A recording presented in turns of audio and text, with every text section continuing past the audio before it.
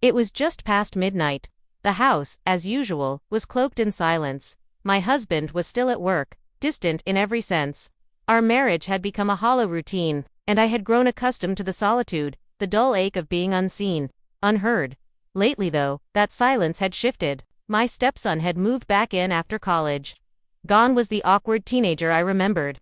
He was now a man taller, stronger, quieter, yet with an unsettling presence. He rarely spoke, but his gaze lingered. There was something therein, unspoken, tension I couldn't quite name. At first, I dismissed it. Of course, he was adjusting, just like me. But as the days went on, I noticed it more, how he looked at me when he thought I wasn't paying attention, and how I started noticing him back. That night, feeling restless, I poured a glass of wine and took a long shower, hoping to wash away another empty day. The hot water loosened something in me, made me forget myself.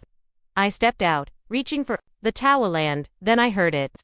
A breath, sharp, startled. I turned. He was standing in the doorway, frozen. In that instant, he saw me fully, completely, and I saw the look in his eyes. Not embarrassment, not guilt, something else, something unreadable. I gasped, clutching the towel to my chest. He didn't move. The air between us was thick with a charge neither of us could define. Go, I whispered. He left, but the moment stayed. I told myself it was an accident, a brief, strange slip that would vanish by morning. But that night, staring at the ceiling, I kept seeing his eyes. Not shocked, not ashamed, curious, intent.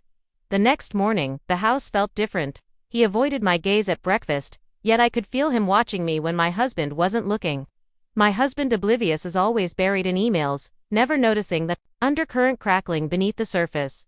Over the next few days, things escalated in silence. A glance held too long, a touch that lingered, his presence near me in ways that felt deliberate. I told myself I was imagining it, that I was lonely and inventing drama to fill the space where love used to live. But I started to change. I wore lighter clothes, stretched lazily in the living room when I knew he was near, not thinking of my husband, only of the tension that had taken root and refused to leave. One night, I sat on the couch alone, phone in hand, pretending to scroll. I heard him before I saw him. "Can't sleep?" I asked. He shook his head. Neither of us moved. The air buzzed with the unsaid. He stepped closer. I should have stood up. I should have stopped it. But I didn't. I waited. He spoke low and steady. "I haven't stopped thinking about it." My breath caught. I didn't stop him. His fingers brushed my arm, barely a touch, but it lit something in me I couldn't put out.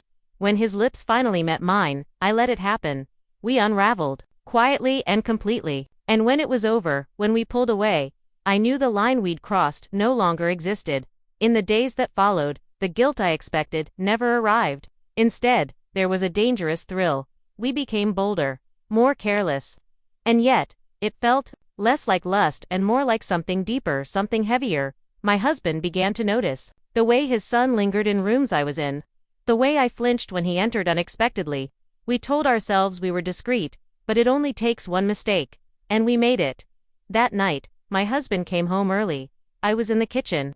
I didn't hear him approach until he spoke, his voice cold and measured. "You think I don't see it?" I turned, trying to appear calm. But he already knew. His eyes said everything. Then he said something that shattered everything I thought I understood. He wanted this to happen. I blinked, confused, but he continued. "You think he saw you by accident. You think it wasn't planned." It hit me like a wave. The way his son watched me, how he tested limits without fear, how he waited for me to cross the line first. I thought I was in control. I wasn't.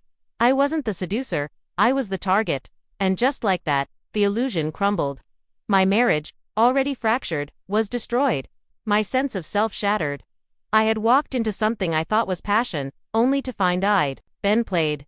When I turned toward the hallway, he was gone.